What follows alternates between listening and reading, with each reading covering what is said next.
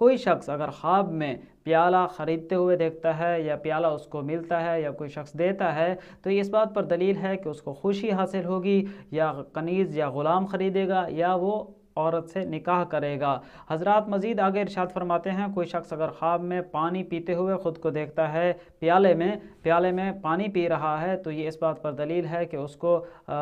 نفع ملے گا یا وہ اپنی بیوی کے ساتھ، اپنی منکوحہ کے ساتھ مجامعت کرے گا۔ حضرات مزید آگے ارشاد فرماتے ہیں، اگر کوئی شخص خواب میں دیکھتا ہے اس کا پیالہ گم ہو گیا ہے، ٹوٹ گیا ہے، ضائع ہو گیا ہے، جل گیا ہے، تو اہل و عیال میں سے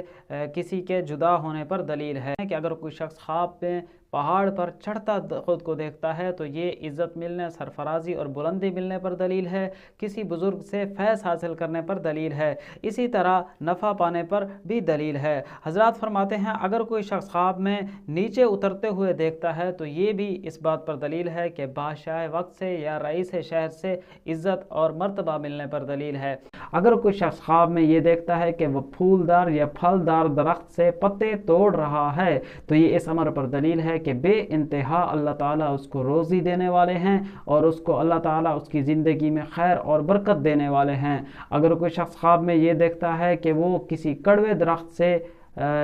پتے توڑ رہا ہے تو یہ اس امر پر دلیل ہے کہ وہ بد اخلاق ہو، بدنام ہو، بے عزت ہو اور اس کو مصیبت پہنچنے پر دلیل ہے۔